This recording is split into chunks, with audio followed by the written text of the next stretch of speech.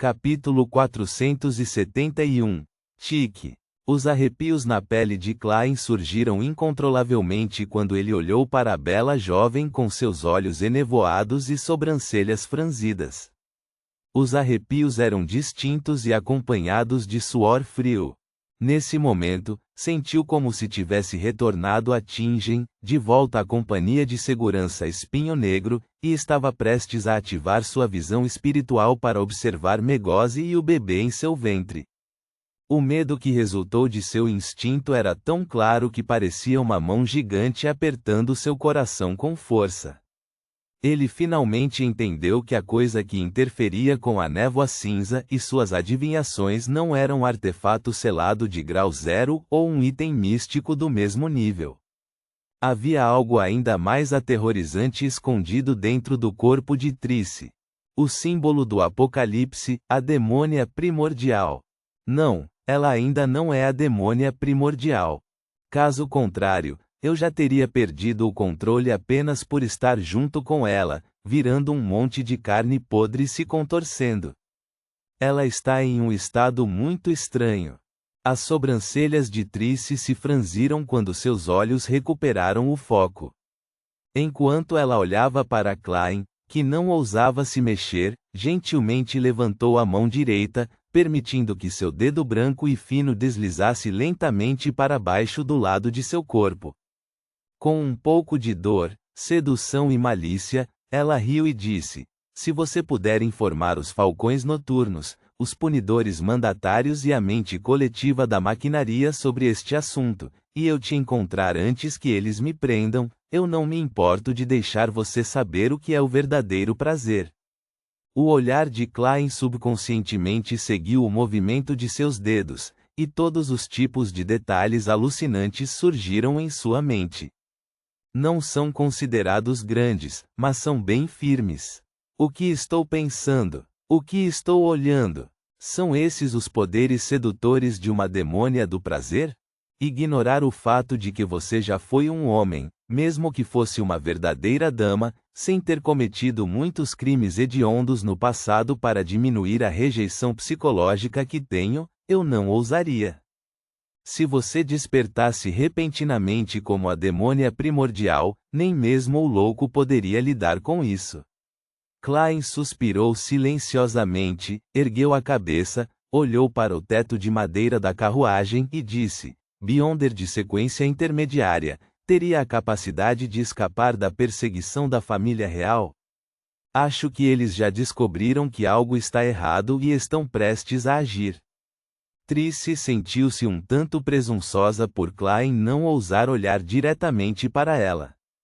Ela riu baixinho e disse: "Vou tentar escapar e desviar a principal força de perseguição.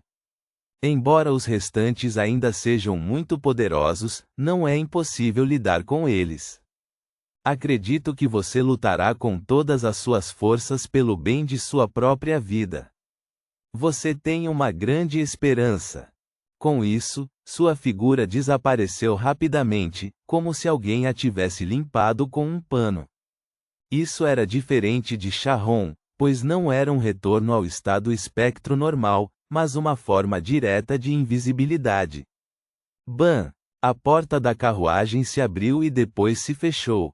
A doce fragrância que permaneceu perfurou seu nariz, e Klein retraiu seu olhar, seu rosto afundando. Mesmo agora, seus braços ainda tremiam levemente, como se ele tivesse contraído alguma doença. Se não fosse por sua rica experiência, mesmo tendo enfrentado o filho de um deus maligno no mundo real dentro de uma barriga, ele, que sabia o que significava o nome Trice Tique, não teria sido capaz de suportar a pressão terrível e teria desmaiado no local. Era como ter um elástico esticado com muita força a ponto de rasgar. Parece que Trice ainda não sabe o que está acontecendo com seu corpo. Ela também não sabe o significado por trás do nome Tique. Klein rapidamente acalmou seus pensamentos, olhou pela janela, calculou a distância e contou o tempo. Sua intuição espiritual e experiência correspondente lhe diziam que fazer qualquer coisa em tal situação era melhor do que nada. Portanto, com o perigo de ser silenciado à força, ele estava preparado para fazer o possível para se salvar. 3, 2, 1. Klein de repente abriu os olhos e estalou os dedos. Na beira da estrada, uma pequena fogueira acendeu em uma árvore com apenas galhos murchos sobrando. As chamas rapidamente subiram ao céu. Vários fósforos dentro de seu bolso, que Klein havia intencionalmente dividido, explodiram em chamas e uma cor carmesim envolveu seu traje preto. Sua figura desapareceu do interior da carruagem e ele saiu das chamas pela beira da estrada. Pá, pá, pá! Ele continuou estalando os dedos da mão esquerda repetidamente, sua figura constantemente brilhando através da floresta esparsa e murcha. Ele montou as chamas e rapidamente chegou ao fundo da floresta que não podia ser visto de fora. Então, fez uma pausa e puxou o acessório pendurado em seu pescoço. Ele sempre soube muito claramente que havia elementos ocultos por trás desse assunto. Portanto, para sua visita à mansão da Rosa Vermelha, ele obedeceu às regras de um mágico. Ele havia feito alguns preparativos de antemão, como separar seus fósforos e carregar vários de seus itens místicos. Entre os itens místicos, o frasco de veneno biológico e o broche do sol estiveram envolvidos nos incidentes de Capim e daquele espectro, portanto, por precaução, ele os deixou acima da névoa cinza. Quanto ao olho todo preto que foi deixado para trás pelo mestre das marionetes Rosago, foi difícil passar pelos guardas do feudo, portanto, recebeu o mesmo tratamento. Finalmente, além dos 3 tipos de balas, balas purificadoras, balas de caça-demônio e balas de exorcismo, ele trouxe apenas 2 itens místicos. O primeiro foi a chave mestra que lhe permitiu passar por obstáculos. Os efeitos colaterais de se perder podiam ser compensados pela radiestesia.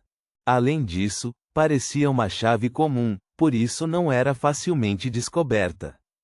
O outro item foi um elemento-chave dos preparativos de Klein, o apito de cobre de Azik. Simplificando, quando enfrentava um perigo que não conseguia enfrentar sozinho, ele podia pedir a ajuda de uma potência. Depois daquele encontro, quer eu tenha reconhecido Trice ou não, estou definitivamente em uma lista de morte. Há uma grande chance de eu ter sido alvo de 008. Não haverá nenhum efeito negativo com a ajuda do Sr. Azik. Bem, isso se 008 estiver por trás de todas as coincidências. Klein ergueu o antigo e frio apito de cobre e colocou-o na boca, soprando-o. Sem fazer barulho, ele ativou sua visão espiritual e viu os ossos brancos que brotavam do chão como uma fonte.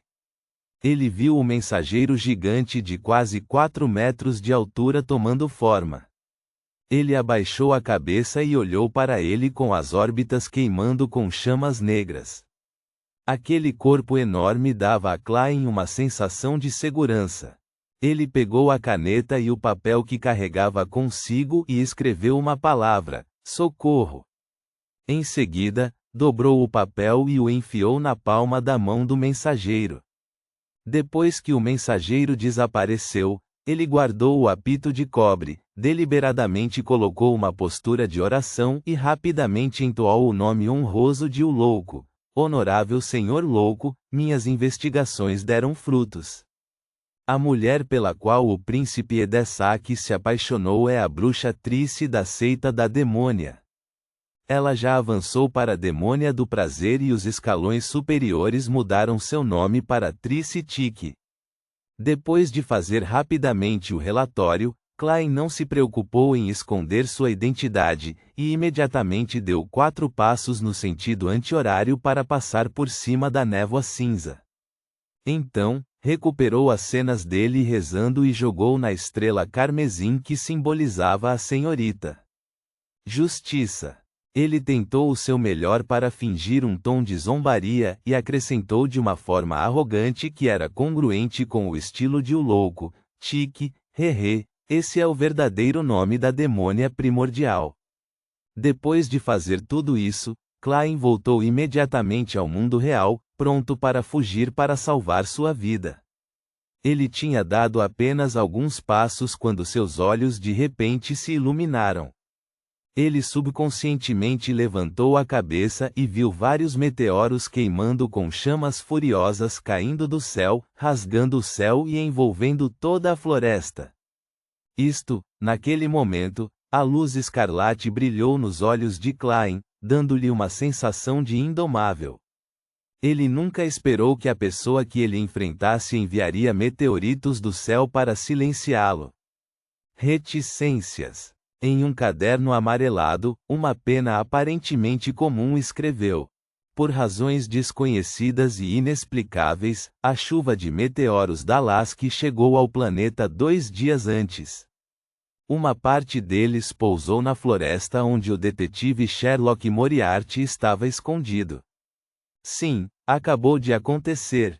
Reticências. Terça-feira à tarde, no escritório de Audrey. A adolescente, que estava prestes a atingir a idade adulta, ouvia atentamente enquanto a senhora Escalante explicava a conexão entre a interseção dos poderes de espectador e telepata com a psicologia do misticismo. Ao lado de seus pés, Suzy estava sentada atenta. De repente, ela viu a interminável névoa cinza e uma figura borrada em posição de oração no que parecia ser uma floresta. Logo depois, as palavras chegaram aos seus ouvidos. Príncipe Edessac. A seita da demônia. Bruxa Trice. Demônia do prazer. Trice Tique. Audrey automaticamente filtra os detalhes irrelevantes e notou as palavras mais importantes. Então esse é o motivo. A pessoa por quem Edessac se apaixonou é uma demônia. Além disso, muitos das demônias são homens transformados. Porque estou com vontade de rir. É por isso que ele trará perigo para Backlund? Bem, tenho que avisar meu pai. Mas que método ou desculpa devo usar? Audrey tentou ao máximo controlar sua expressão e olhar atenciosamente, mas sua mente divagava.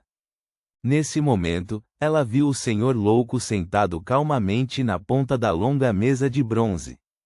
Ela ouviu ele dizer em um tom gentil com uma pitada de ridículo em sua voz: Tique, esse é o verdadeiro nome da demônia primordial. O verdadeiro nome da demônia primordial. A demônia primordial. Enquanto sua mente zumbia, a expressão de Audrey desmoronou instantaneamente. O que está errado? Como uma telepata observadora, Escalante imediatamente notou que algo estava errado com a senhorita Audrey. Audrey pensou por um momento e não escondeu sua preocupação ao dizer: Senhora Escalante, acabei de me lembrar de algo ruim. Eu deveria ter contado aos meus pais antes, mas esqueci. Isso levará a consequências terríveis e graves. Por exemplo, a destruição de Backlund. Quão poucos dos milhões de pessoas que vivem aqui, independentemente de serem nobres, da classe média ou dos pobres, sobreviverão? Audrey franziu os lábios. Sua preocupação não podia ser escondida em seus brilhantes olhos esmeralda. Escalante franziu a testa e disse: será tarde demais para fazer isso agora? É melhor do que não fazer isso. Senhora Escalante, por favor, espere por mim. Não, você deve sair primeiro. Audrey entrou em seu estado de espectadora e calmamente tomou sua decisão. Então ela se levantou e saiu do escritório e foi para o corredor. O pai foi para a Câmara dos Lordes.